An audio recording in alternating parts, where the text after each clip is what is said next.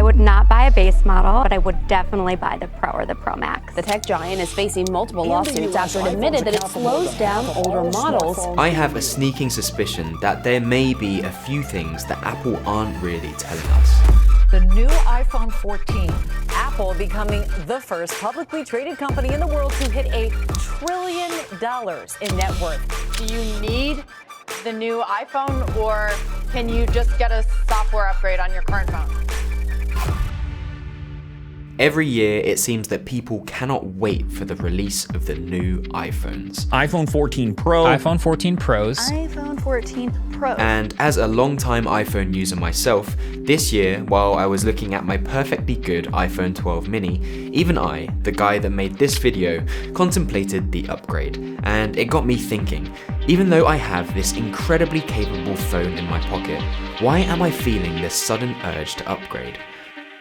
This year, at their yearly September event, Apple revealed some pretty cool new features.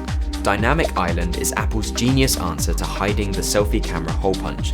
The new phones now also have an always-on display thanks to ProMotion, and it can also hit 2000 nits at peak brightness, which is brighter than any other smartphone.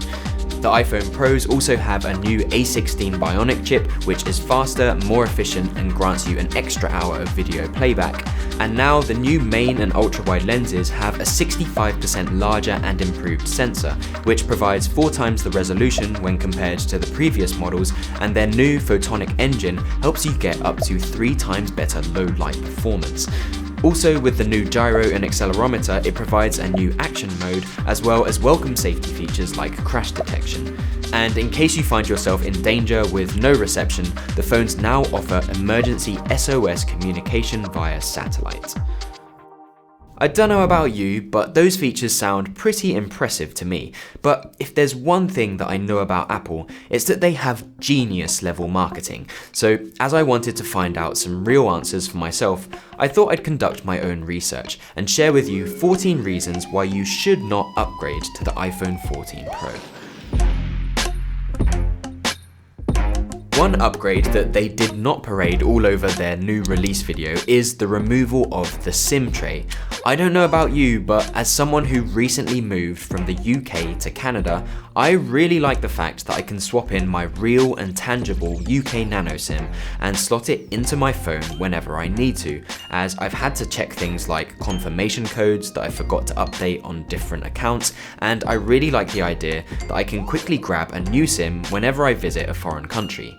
But for some reason, Apple just assumes that most people are completely happy to pay for roaming charges and sit on hold to our service providers in order to get set up with a new eSIM. From my understanding, this process of switching to eSIM isn't just a 5-minute job, and I cannot help but think that this is a decision that Apple have made way too soon and way too forcefully, and possibly one that they're going to correct, just like they did with the SD card reader on their MacBook Pro lineup. And unlike when they removed the iPhone's headphone jack back in 2016, a way higher percentage of the world still depends on physical SIM cards, and seeing as you don't get the option to just plug in a classically overpriced Lightning dongle in order to use a SIM card, I can't help but think that even if this is innovation towards a portless phone, this innovation has come way too early. Now, if you've only ever used iPhone, you may not quite understand why this next reason is such a big problem, but I'm not quite sure everyone quite understands how ancient the tech is in their lightning cables, and I'm quite certain that Apple have some pretty unflattering reasoning behind why they are forcing you to keep using it.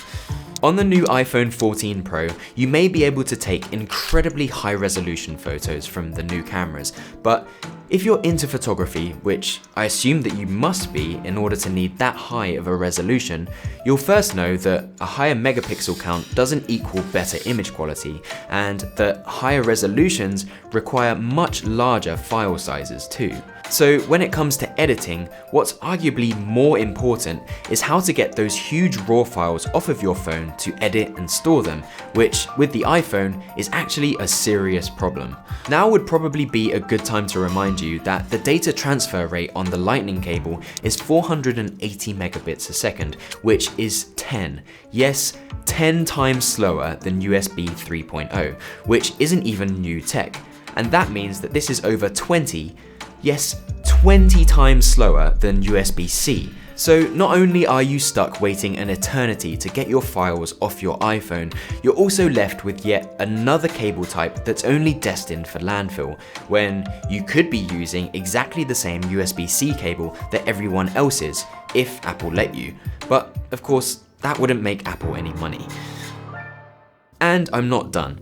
Along with all this e-waste unnecessarily generated by this completely unnecessary and outdated cable type, you can't help but think about all the other additional e-waste that's produced by third-party manufacturers who actually follow Apple's lead. And all of this is seriously ironic, as Apple markets themselves as a brand who care about the environment.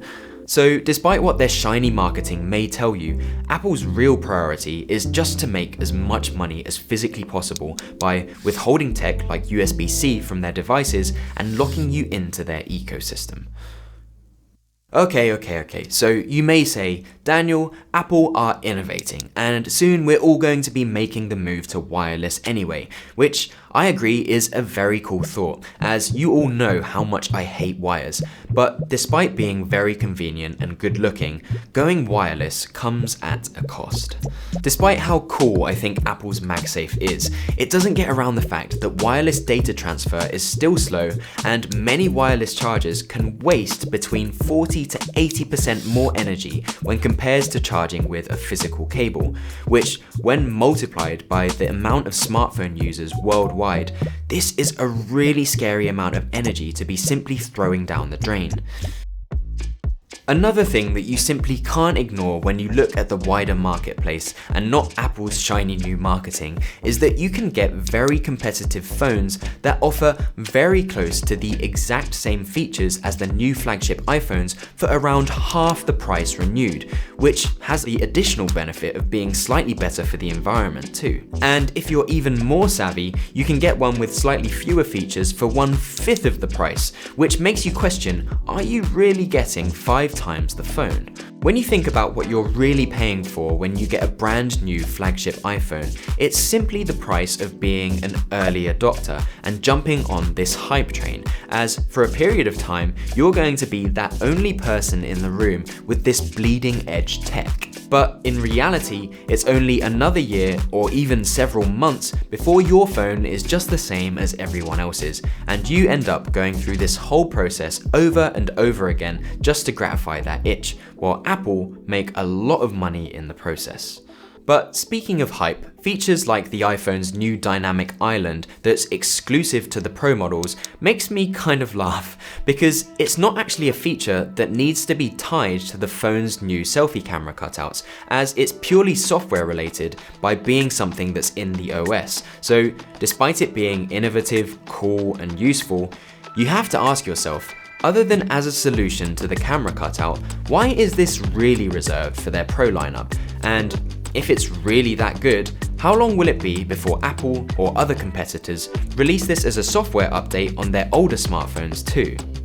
Additionally, Apple are really late to the party with features like their always on display, and unless you're into mobile gaming, most people don't really notice the difference that a high refresh rate brings anyway. So I can't really help but feel that despite being a nice feature to have, these screen improvements aren't really all that necessary. And realistically, for most people, the always on display will be a feature that's left off in order to preserve battery life. But I suppose that the real question that should be informing a financial decision like this is, what do you actually need a smartphone to do? When I try to think about this intentionally, it's really only a few things. Basic communication for things like calls, texts, and email, a notepad and calendar for quickly jotting down ideas and reminders, an MP3 player, a sat-nav, a library for all my books, and a camera. all in a device that can fit inside my pocket. And really, that's about it. So when you think about it, a lot of all this other stuff is fluff, luxury, and worst of all, a distraction that only racks up your phone's usage without actually being all that beneficial. What I really want in a smartphone is utility and not a distraction. But then you may say, Ha! The new camera upgrade is a huge one from last generations. Which surely is a significant reason to upgrade. to which I would say, yeah, you're actually kind of correct, and I really got pulled into this hype because using cameras is actually how I make a living. But then I realized, because our phones are doing so many things at once, they also suffer from what I call the Swiss Army knife effect, as it will never do tasks as well as specific tools that were made for that specific task at hand. I'm not saying that having a good Swiss Army knife isn't useful, but if I'm quite honest, it's hard to make them replace specialist tools for the job, and my 2-generation-old phone is no slouch anyway, as it does exactly everything that I need it to pretty well. So perhaps if you really want a significant improvement to a specific area, it may be worth considering reallocating some of your budget to an actual pro tool that will actually help you learn and improve by being made specifically for that specific job in mind.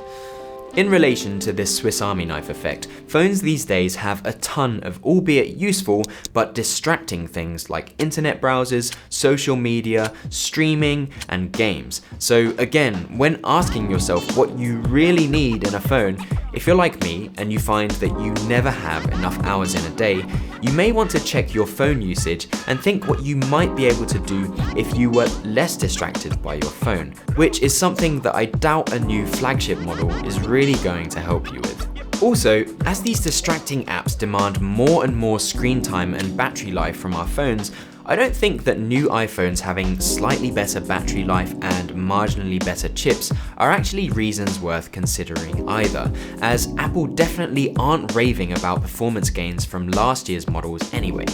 But finally, to wrap things up with just a few more reasons, I'll add that the iPhone still doesn't combine fingerprint recognition with Face ID, and I'd really appreciate having this feature much more than an always-on display or a dynamic island, especially when compared to using my phone when I have a face mask on or when it's in the dark, as this is something that my current iPhone really struggles with. And for a pro phone, there's not really any pro features like a micro SD card slot, as again, Apple make more money by not letting you expand it. So even though it would completely solve the lightning cable data transfer problem and be a feature that photographers and videographers actually appreciate, they probably will never add it, as actually serving a genuinely pro niche and audience doesn't make Apple any dollars. And even though this iPhone design is absolutely beautiful in my opinion, and my favorite phone design by quite a long way, this iPhone's design is pretty much entirely recycled from one that is now 2 generations old, and I think it's quite unambitious for Apple to say that it couldn't have been improved. But again, this is likely a decision that probably boiled down to maximizing Apple's profits, which really makes me wonder how different things might be if Steve Jobs was still with us.